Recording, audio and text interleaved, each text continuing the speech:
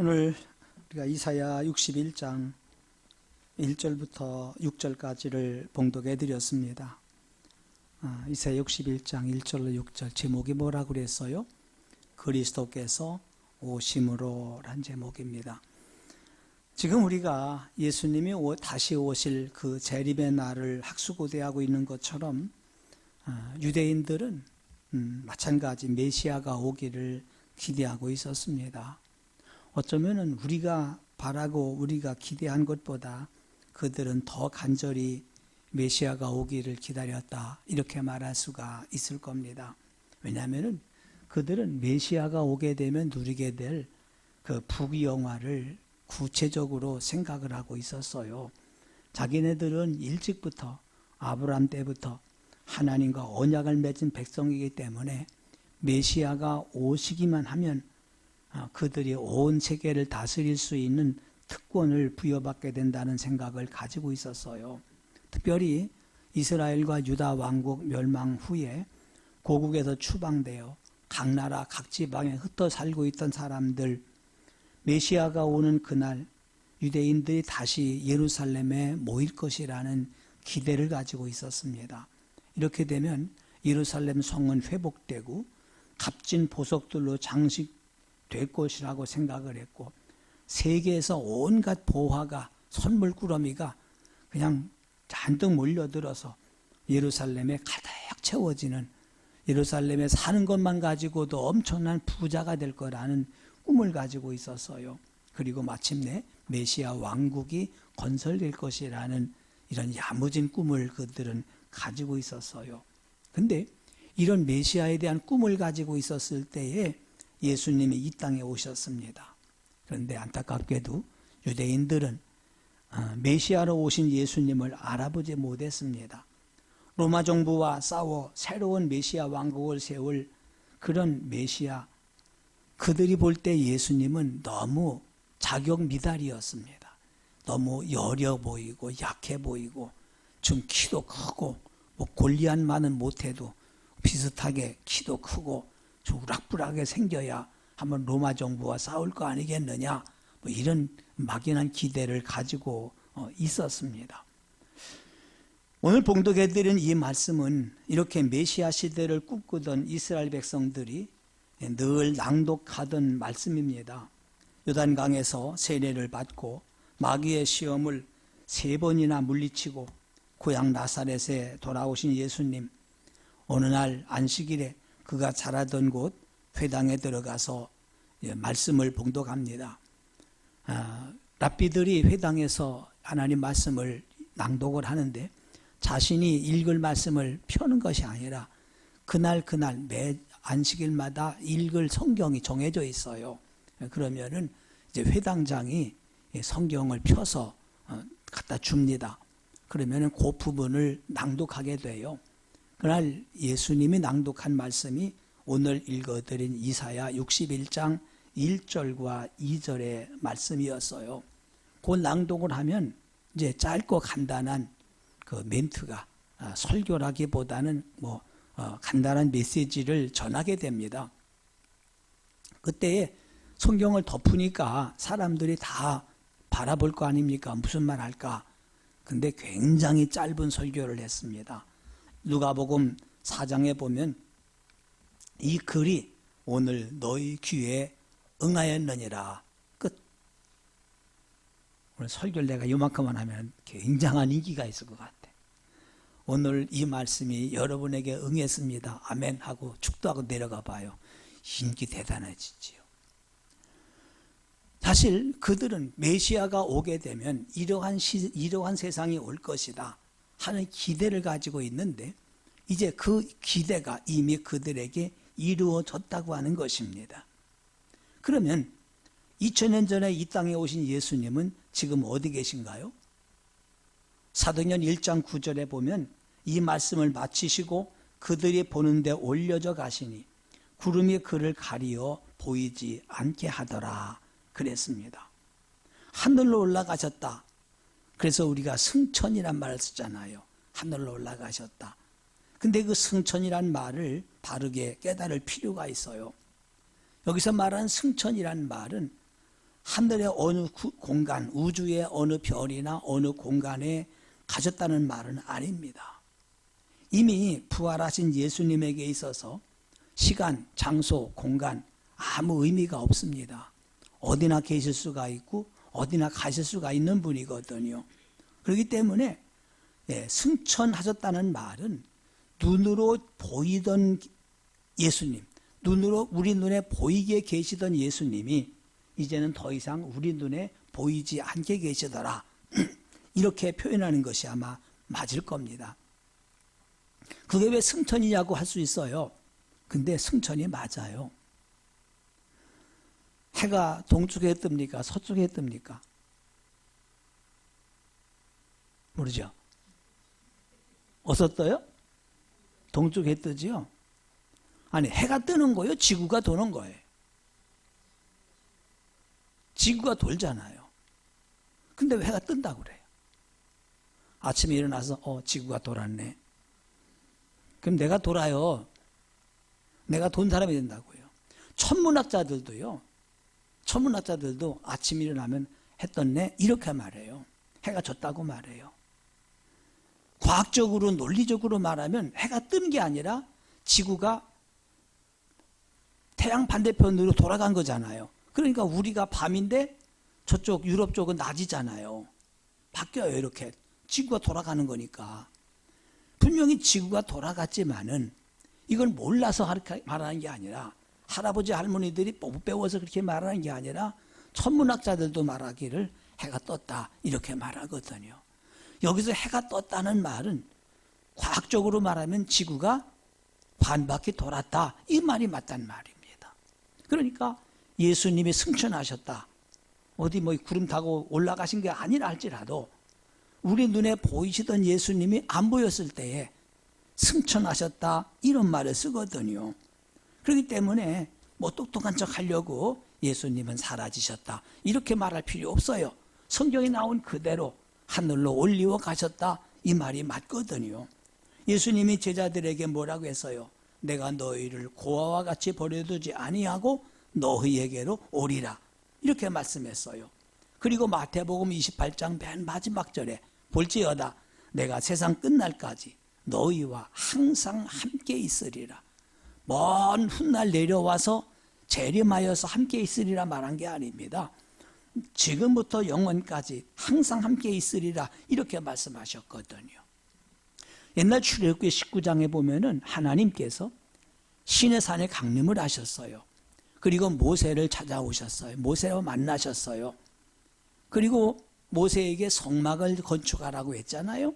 그래서 모세가 내려와 그들의 회중 한가운데 성막을 만들었습니다.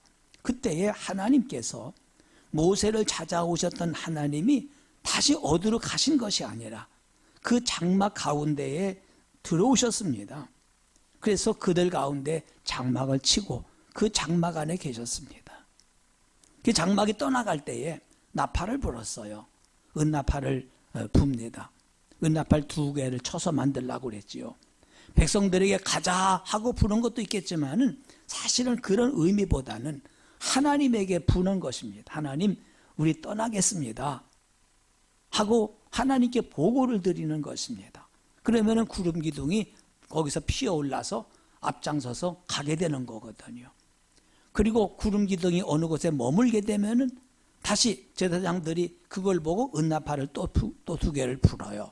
그러면 백성들이 이제 그곳에 텐트를 칩니다. 하나님 멈추는 거지요? 확인하는 것입니다.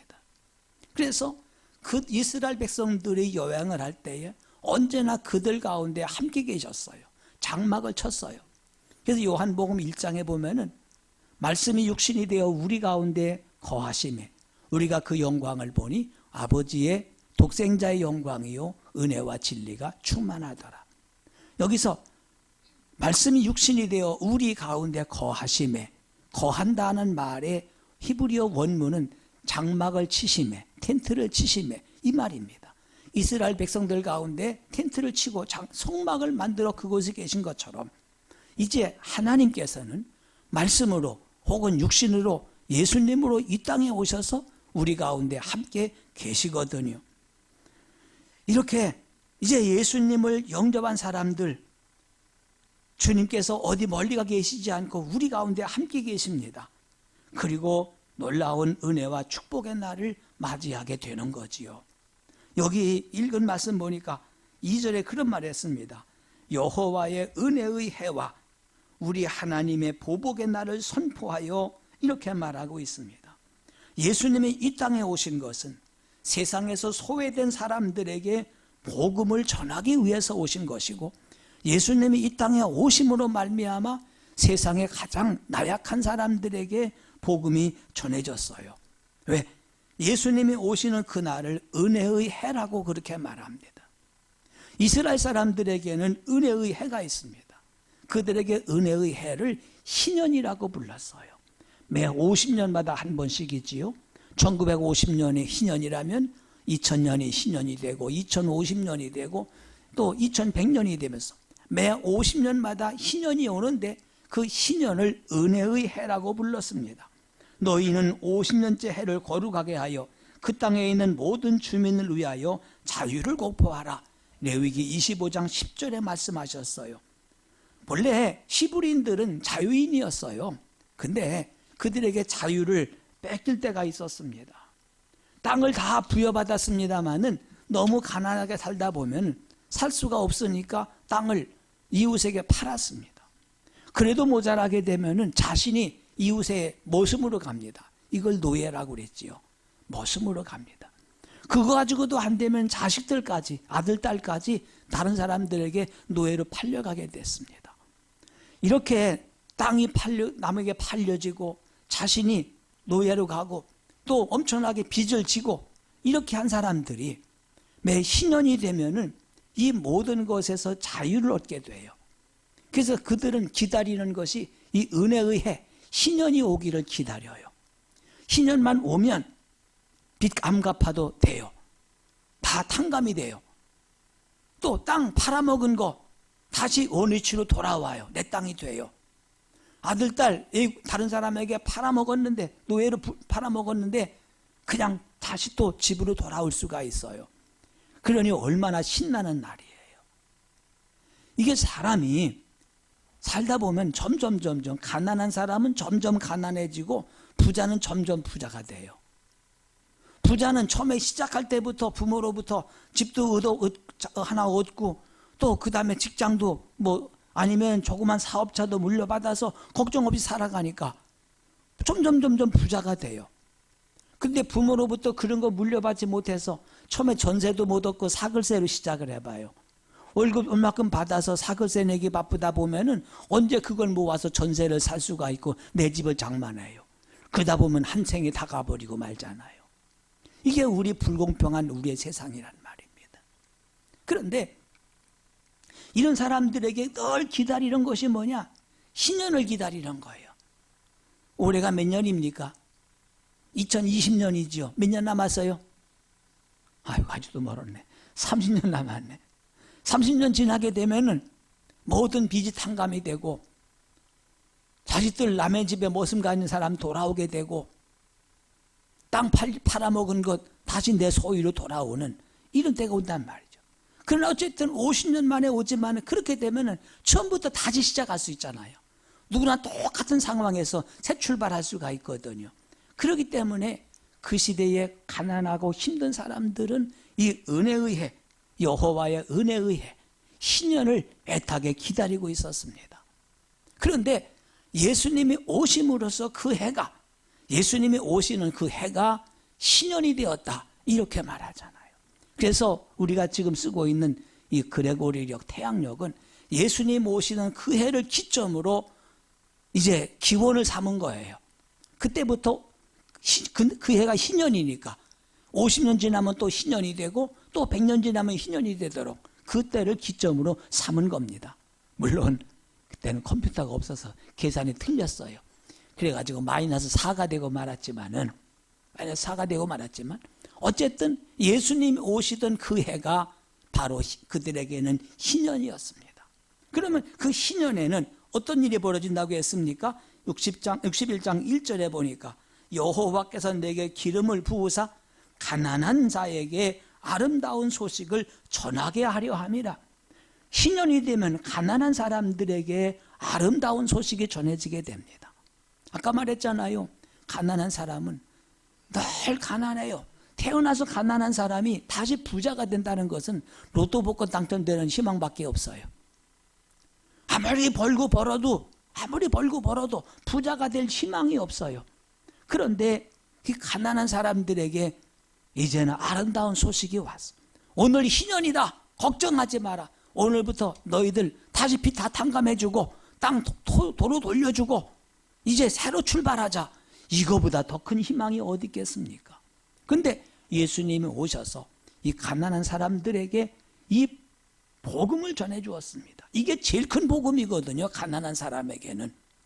그래서 이 복음을 전하는 사람을 가리켜서 우리는 선지자라 이렇게 말하지요. 선지자는 하나님의 뜻을, 하나님의 말씀을, 하나님의 계획을 백성들에게 전해주는 사람들이거든요.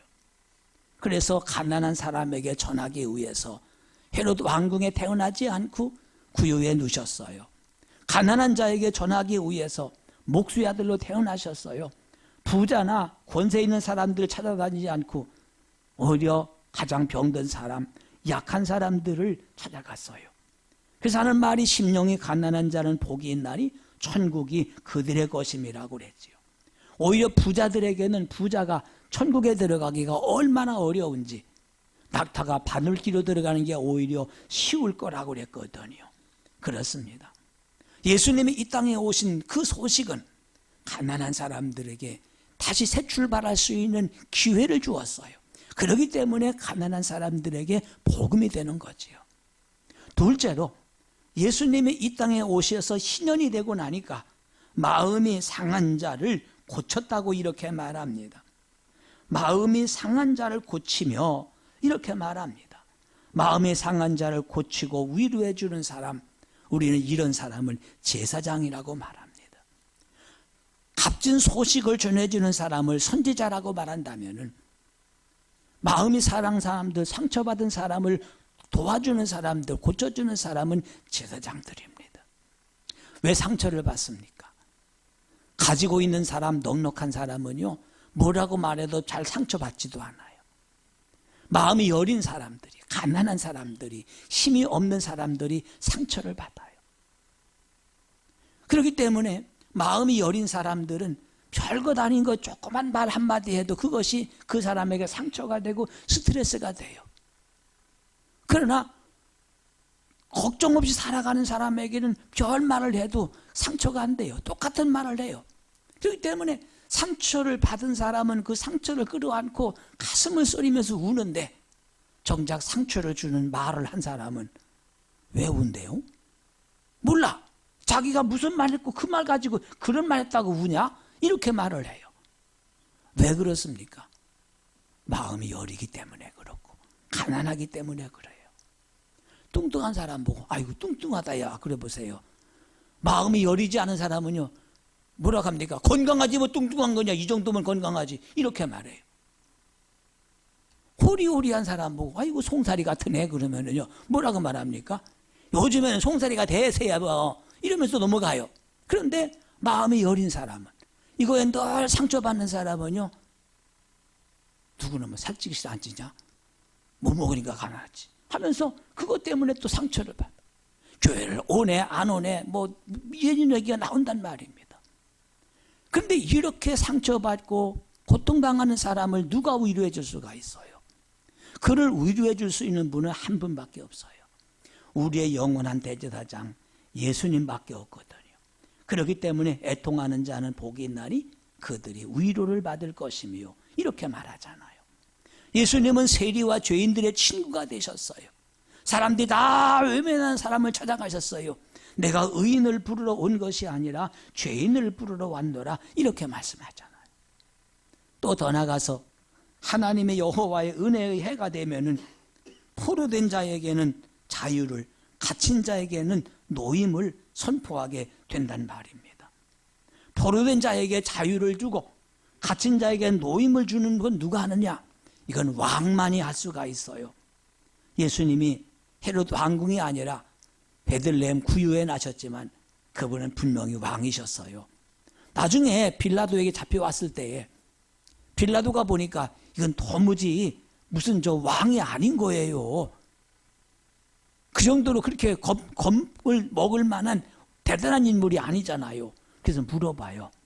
네가 유대인의 왕이냐? 이거 아니고요. 야, 네가 유대인의 왕이야? 이렇게 물어보잖아요. 근데 뜻밖에도 예수님 뭐라고 말씀하십니까? 네 말과 같이 내가 왕이니라. 이거 아니고 나 왕이야? 이렇게 말해요. 근데 예수님은 유대인의 왕이 아니에요. 네가 유대인의 왕이냐? 물었을 때 나는 유대인의 왕이다 이렇게 말하지 않았어요. 그냥 나는 왕이다. 왜요? 예수님은 한 나라의 왕이 아닙니다. 온 세상의 왕이고 만왕의 왕으로 오셨기 때문에 그렇습니다. 사탄에 사로잡힌 사람을 놓아줍니다. 질병에 대한 사람들을 질고해서 해방시켜줍니다. 죄인의 노예가 돼서 거기서 해나지 못하는 사람을 죄에서 놓여주십니다.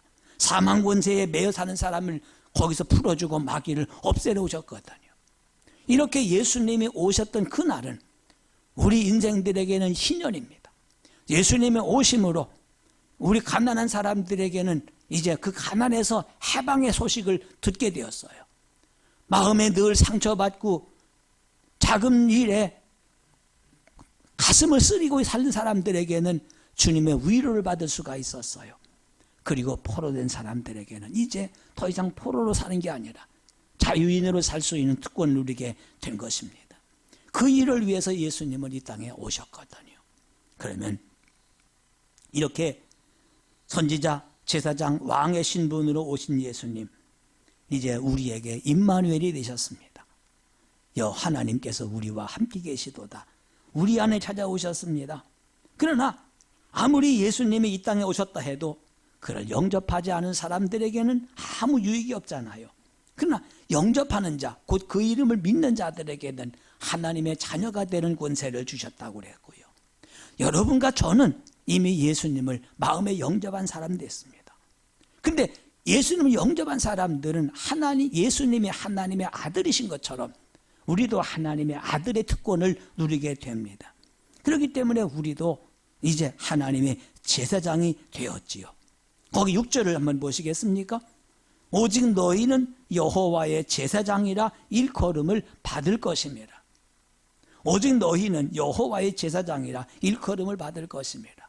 예수님이 여호와의 제사장이었는데 예수님뿐 아니라 이제 우리들이 여호와의 제사장이 될 것이다. 이렇게 말씀을 하고 있습니다.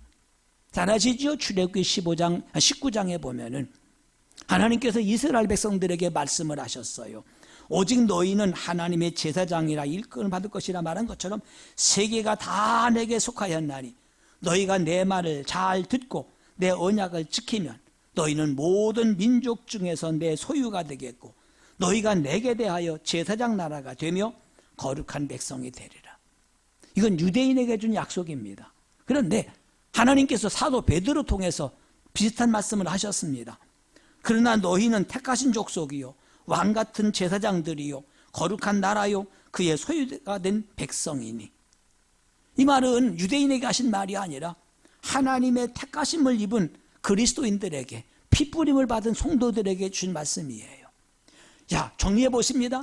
예수님이 하나님의 제사장이 된 것처럼 이스라엘 백성들이 하나님의 제사장이 됐어요. 그런데 그뿐 아니라 이제는 예수 믿는 여러분과 우리가 하나님의 제사장이 된 것입니다. 그러면 제사장의 역할이 뭐라고 그랬어요? 이렇게 정리할 수가 있어요. 사람들을 하나님께로, 이웃 사람들을 하나님께로, 그리고 하나님을 위해서 이웃 사람을 찾아가는 것이 제사장의 역할입니다. 하나님께서 우리를 왕같은 제사장으로 삼아주셨어요. 뭐 하라고요? 이웃들의 어려운 문제를 가지고 하나님께 나가도록, 그리고 하나님의 뜻을 가지고 세상 사람들에게 전파하게 하기 위해서. 거기 베드로전서 2장 9절에는 그렇게 말합니다. 그것은 우리를 어두운 데서 불러내어 그의 기이한 빛에 들어가게 하신 분의 아름다운 덕을 선포하게 하려 하심이라. 백성이 아닌 사람을 백성이라 불러주셨습니다. 긍휼을 얻지 못한 사람을 긍휼을 얻은 사람이라고 불러주셨습니다. 심지어 제사장의 특권까지 주셨습니다. 이제는 우리의 삶을 통해서 우리 주변에 있는 모든 사람들에게 하나님의 귀하고 아름다우심을 전하는 이 제사장의 역할을 감당해 나가야 됩니다. 또 이웃의 아픔을 내 아픔으로 알고 고난받는 이웃을 위해서 하나님께 나가 함께 기도해주고 아뢰어야 될 사명이 우리에게 있음을 기억해야 됩니다. 이것은 우리의 힘만 가지고 안 되잖아요. 그래서 성령께서 우리를 위해 도와주신다고 말씀하셔요. 성령께서는 우리가 마땅히 빌 바를 알지 못할 때에 말할 수 없는 탄식으로 우리를 위해 간구해 주신다고 로마서 8장에는 말하잖아요. 예, 우리는 이제 하나님의 제사장이 됐습니다. 그뿐 아니라 우리를 가리켜서 하나님의 봉사자라 이렇게 말합니다. 사람들이 너희를 가리켜서 그 뒷부분에 6절 중간에 사람들이 너희를 우리 하나님의 봉사자라 할 것이며 이렇게 말합니다. 하나님의 봉사자 무슨 말입니까? 하나님을 위한 봉사자, 하나님을 섬기는 봉사자. 하나님께서 당신의 일할 일꾼을 직접 뽑으십니다. 그래서 솔로몬 성전을 세울 때 성전 낭실 앞에 두 개의 기둥을 세웠지요. 하나는 야긴, 하나는 보아스라고 그랬어요. 야긴은 뭐라고 했습니까? 그가 세우리라. 보아스, 그에게 능력이 있다. 이렇게 명령했습니다. 하나님은 봉사자들을 직접 불러 세우십니다. 그리고 불러 세운 그 사람에게 성령의 능력을 주셔서 하나님을 위한 봉사자가 되게 하십니다. 그렇기 때문에 우리 각자 은사 받은 대로 하나님의 선한 청지기 같이 서로 봉사하라고 베드로는 우리에게 권면하고 있거든요. 내 재능, 내 능력으로 봉사하는 게 아닙니다. 하나님의 공급하시는 성령의 능력으로 봉사하는 봉사자가 되어서 하나님께 영광을 돌릴 수가 있는 것입니다. 내가 하는 것 아닙니다. 나 그거 못해요. 그럴 필요 없습니다. 내게 능력 주시는 자 안에서 내가 할 수 있습니다. 이것이 하나님의 봉사자가 가져야 될 마음 자세지요. 더 나아가서 우리는 하나님께 복받은 자손이 되었어요. 우리가 6절까지밖에 읽지 않았는데 9절에 보면은 무릇 그들의 자손을 문 나라 가운데에 그들의 후손을 만민 가운데 알리리니 그 다음 뭐라고 그랬어요? 무릇 이를 보는 자가 그들은 여호와께 복받은 자손이라 인정하리라. 내가 말하면 소용없어. 내가 하나님께 복받은 사람이야 그렇게 말해도요 사람들이 웃어요. 누가 말해야 돼요? 다른 사람들이 인정해 줘야 돼요. 아, 그 사람 예수 믿더니 참 복받았어. 이렇게 말해야 되잖아요. 여기 가다 보면은 후라이드 참 잘하는 집 있어요. 간판이 그래요. 한 번도 안 사 먹어봤어. 자기가 잘한데 그걸 누가 잘한다고 말해야 돼요? 왜 먹어본 사람들이 잘한다고 해야 될 거 아닙니까? 내가 그러면 사 먹어보겠어요. 내가 후라이드 잘한다? 그 소용없어요. 동네 사람들이 참 잘한다 해야 돼요. 아세요? 우리 동네 붕어빵 잘 만드는지? 저 삼익 아파트 앞에 얼마나 많이 팔리는지 내가 지나가다가 좀 사람 없으면 한번 차 세워놓고 사가고 싶은데 맨날 사람이 있어. 3명, 4명 있는데 3명, 4명 있으면요 이 사람들이 한 2, 30분 기다려서 3개 사갈까 6개 사갈까? 10개, 20개 사가는 거야. 그러니까 사람 둘 있구나. 얼른 가보면요 30분 기다려야 되는 거야. 이제는 뭐 당뇨병 걸려서 붕어빵 먹지도 못하지만 거기 간판 안 써 있어요. 상호도 없어요. 붕어빵 잘하는 집 그런 거 없어요. 누가 인정을 해요? 동네 사람들이 인정을 해요. 근데 거기에 조금 더 가면은요 우리 손녀딸 다니는 영어학원이 있어요. 그 영어학원 건너편에 거기도 붕어빵집이 있어요. 거기는 매일 20개씩은 있어. 거기 줄 설 이유가 없어. 그걸 왜 그래요? 사람들이 인정을 안 해요. 그러니까 내가 복 받았다 말해봐야 소용없어요. 다른 사람들이 아유 복 받으셨네 이렇게 말해줘야 되는데 예수 믿는 사람들이 그들은 여호와께 복 받은 자손이라 인정하리라. 며칠 전에 우리 교회 앞에 개인 택시하는 아저씨를 만나서 인사했더니 목사님 그래요. 왜냐 했더니 악수 한번 해요. 왜 악수? 했더니 새해에 목사님 손을 잡아야 잘 될 것 같습니다. 그러면서 손을 부쩍 한참 흔들고 악수를 해요. 전에 언젠가 한번 절 보고 그래요.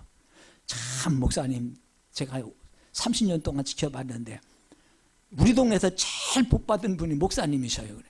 왜요? 그랬더니 이거 보세요. 저 양반이 이게 내 건 줄 아나 봐. 내가 은퇴할 때 팔아먹을 건 줄 아나 봐. 뭐 기분 나쁘잖아요. 그죠?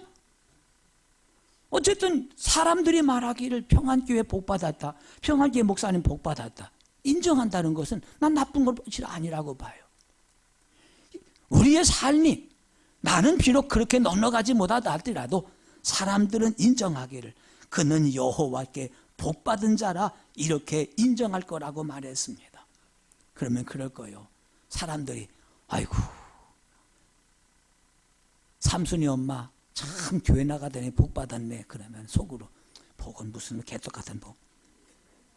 이렇게 가난하게 사는데 이렇게 말할지 몰라요. 그러나 그게 문제가 아니야. 내가 가난하게 살건 걱정거리가 땅이 꺼질 만큼 있건 아니면 병이 걸려서 굴굴굴하고 살건 그 상관없어요. 사람들이 인정을 해준다는 거예요. 그러면요 그냥 그대로 믿어요. 그러면 믿으면 되는 거 아니겠습니까? 이것이 하나님의 축복입니다. 저는 여러분에게 마지막으로 요한 1서 미안합니다. 3장 2절과 3절 읽어드리고 오늘 설교 마치겠습니다. 한번 찾아보시겠어요? 요한 1서 3장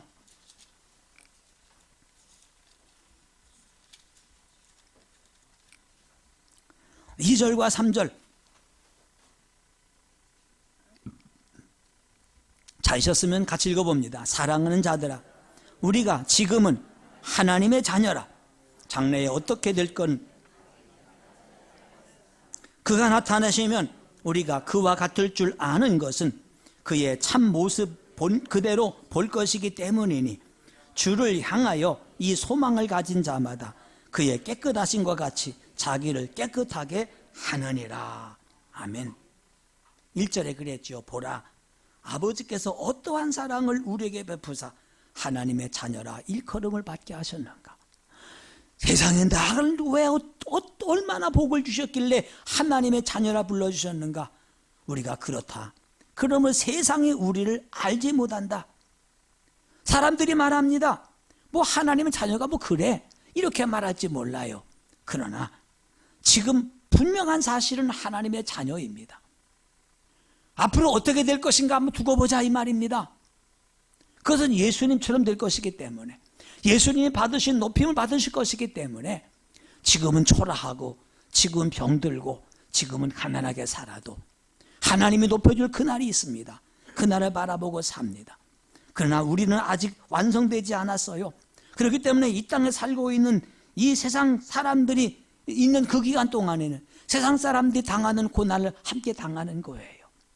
코로나 바이러스 때문에 고생을 하면요 교회도 코로나 바이러스가 들어올 수가 있어요. 물론 하나님께서 고센 땅을 지켜주신 것처럼 지켜줄 수도 있지만은 세상에 사는 동안에는 그 재난을 받을 수가 있어요. 10가지 재앙 가운데서 고센 땅을 다 지켜준 거 아니에요. 그 중에 몇 가지는 고센 땅도 그 고생을 했어요.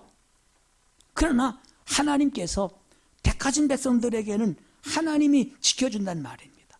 세상이 흉년을 당할 때에 애굽 땅이 흉년만 온 게 아니라 이스라엘 땅도 흉년이 오더란 말입니다. 국가 경제가 어려우면 우리의 사업장도 어려울 수가 있고 우리 가게도 손님이 떨어질 수가 있습니다. 우리가 하늘에 살지 않고 땅에 있습니다. 그렇기 때문에 그래요. 그러나 분명한 사실이 있습니다. 주님이 다시 오셔서 신년을 선포할 때가 있습니다. 새 출발하자, 새로 시작하자, 오늘부터 다시 시작하자 이렇게 말할 때에 우리는 하나님의 은혜의 해가 왔음을 고백할 수가 있을 것입니다. 아멘. 기도하겠습니다. 고마우신 하나님 아버지